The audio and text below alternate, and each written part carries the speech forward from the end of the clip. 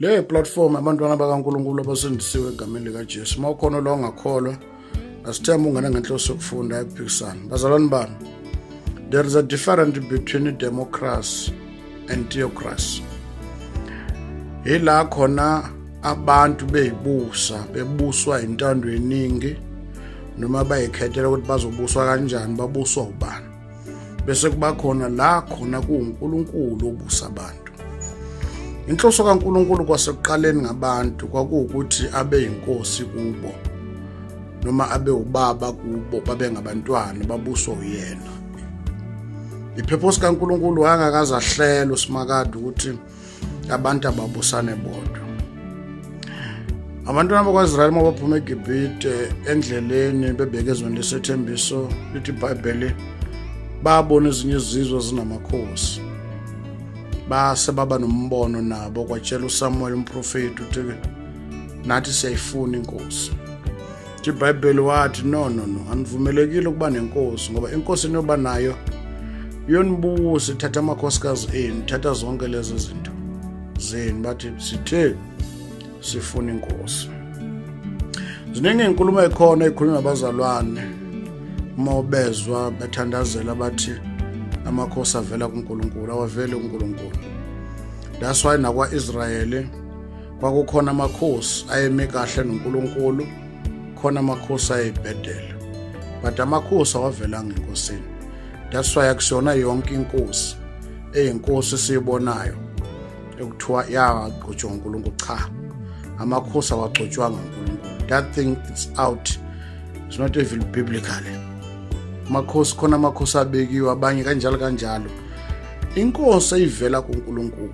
Uma ivela enkosini, leyo nkosi leyo eyikhathini zokubusa kwaleyo nkosi izoshaya umthetho okuyiwona usupporta isystem kaNkulunkulu. NjengaseBabylon kwakhe kwashaya umthetho uthi as long as sengisabusa ifundaze zonke zala eBabylon kuyokhonza uNkulunkulu, mawungabikho enye inkosi eyokhonzwa kusekhona mina. Kwakhe kwaba khona inkosi kwaIsrayeli elithi iBhayibheli yathi mayibekwa yaba inkosi. Ithi iBhayibheli yadiliza amagquma nezintaba nama-altare, amakhosi ayekhona phambilini ayekhonza uNkulunkulu kulawo ma-altare. Ngenxa ukuthi yona seyibekiwe yathi akudilizwe wonke lamagquma lawo, ukhonza uNkulunkulu ngokwethembekile.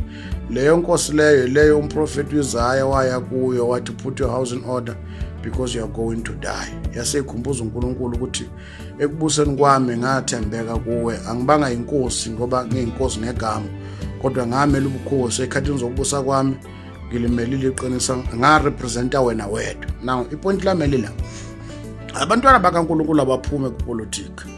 Ngiyazi ukuthi abazalwane mabehleli bodwa bendawonye bayakhohlisana bathi siya lapha siyomela abazalwane. Ayikho into enjalo noma ungayichaza kanjani.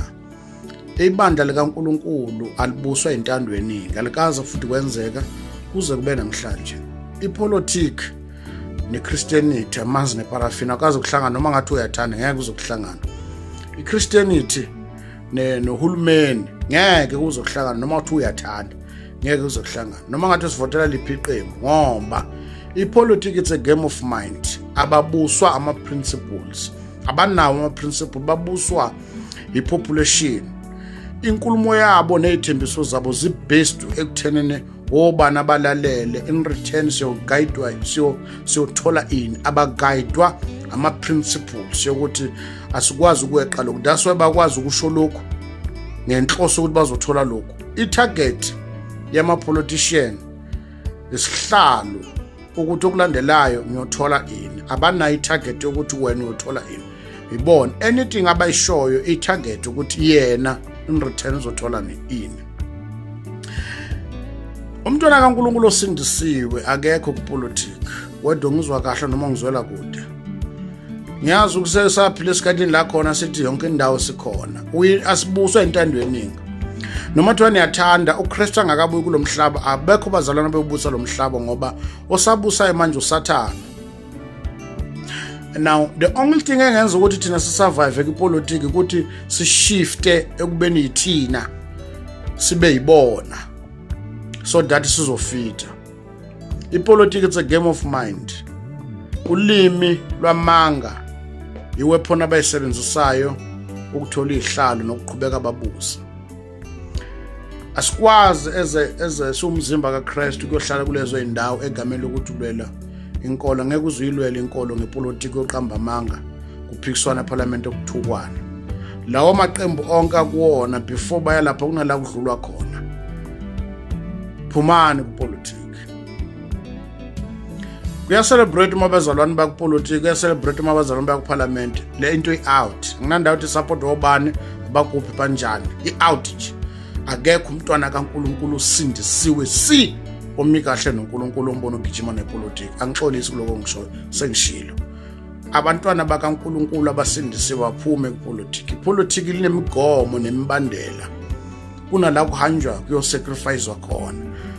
Le nto leyana, it's not only lento osukuyibona ngamehlo, abaphakathi bazokutshela. Ukwazi ukuba umntwana kaNkulunkulu bekupolitiki amanga ngowasebenzisa ngoba amanga ithuluzi lakhona elisebenzayo. Awukwazi ukuthi baseqenjini ngoba iqembu leli kunala kumele liya khona. Kunama sacrifices ayenziwayo. Phumani kumapolitician. Uthupha uPetro nina noluhlango olukhethiweyo ubupristi bobukhosi enangasona isizwe. Kodwa nayenzwa nabayisizwe ukumemezela umbuso waloyo wanibizayo enaphuma ebumnyameni angene ekhanyeni. Akekho umntwana kaNkulunkulu usindisiwe onobudlelwano obuhle noNkulunkulu ogijima nepolitiki. Kuyisifiso sethu sonke singabantwana bakaNkulunkulu including myself. Siyafuna ukubona iSouth Africa enhle enokuthula namathuba omsebenzi. But thina sihambi kulomhlaba ngeke sikwazi ukuze kwenzeke lokho. Labo abanamandla ukwenza ukuzabalazela lesisikhathi ukuzabalazela impilo lesisikhathi bazokusebenzisa lokho. But thina sihambi kulomhlaba. The only way ukuthi thina singashintsha lo mhlaba kumemezela ivangeli. Kodwa iqiniso kumele silazi elibhalwe eBhayibhelini ukuthi ngeke siubusa lo mhlaba uKristu angakabuyi ngoba lithi iBhayibheli inkosi yalelizwe iphuphuta ekusile ingqondo zabantu ungakhanyi khanya kwevangeli. uJesu magibele entabeni lapha yothandaza uSathana wakhe wambonisa umbuso umhlaba ukuthi owakhe meguquza umnikeza wona.